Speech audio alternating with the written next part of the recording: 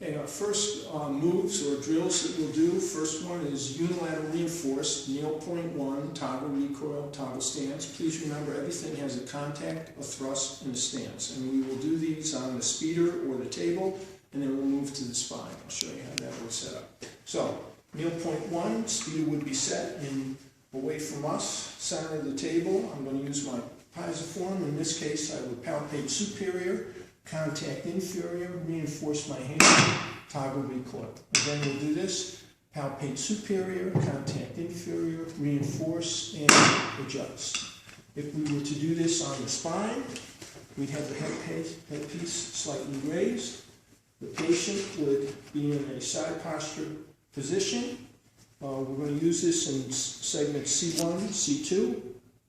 In this case, I could palpate inferior on the transverse process, stabilize, and that would be my setup for needle point 1 or the HIO adjustment. Our second adjustment is unilateral reinforced needle point 2, toggle recoil, toggle stance. So now I'm in the toggle stance. I move back from the table. I'm going to use my fifth MCP or needle point 2. I would palpate with one hand, contact with the other, reinforce and adjust. Again, palpate inferior, in this case, contact superior, reinforce, adjust. Note that our line of drive here is 45 degrees to the segment, and also that my knees are not touching the table. Proper setup on the spine.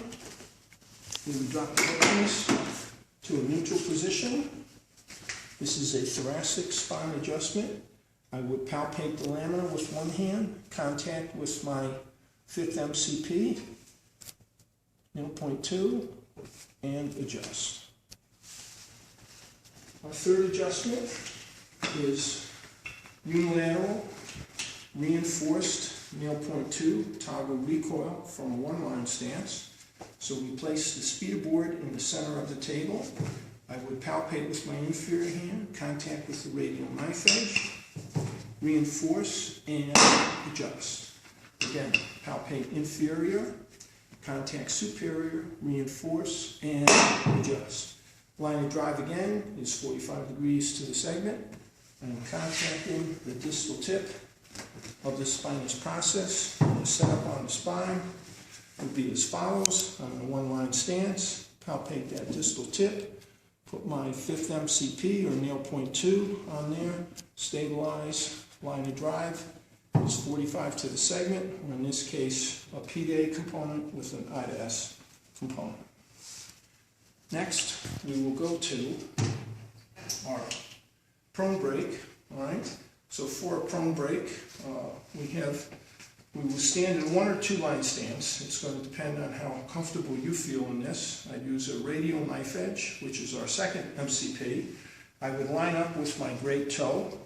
So I'd palpate with my inside hand, contact outside, square lower, and then it's a one-arm pec twitch. So our line of drive technically is lateral to medial if we're on the table. And if we were to do this, I'll do it one more time so you can see. All right. If we were to do this on the spine, patient is prone, as the name implies. We're going to contact the downside articular pillar. The head is turned away. I slide my radial knife edge in between the cervical and thoracic pieces, square lower and adjust. It's that pec twitch. And the line of drive actually is a P to A or 90 degrees to the segment here. Our calcaneal contact. We use this more for palpation, which I'll show in a second, but we would palpate with our outside hand, make a calcaneal contact right here on the spinous process, and we could just essentially move up the different vertebra throughout the spine from lumbar to upper thoracic. The big thing with that calcaneal contact is heel of the hand lines up with heel of the foot, so we're in the proper position as we move up. Shoulders directly above the arm, and our line of drive essentially is 90 degrees to the segment. Performed on a patient, again they are prone.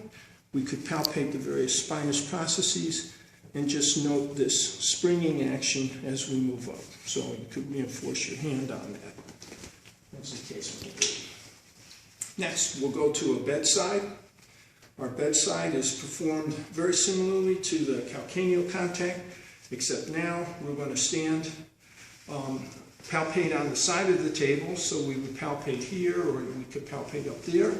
And again, the heel of my hand lines up with the heel of my foot, and this time I actually thrust, and in this case I use a two-line stance, forward body drop. And so I palpate outside, contact inside, square, and thrust.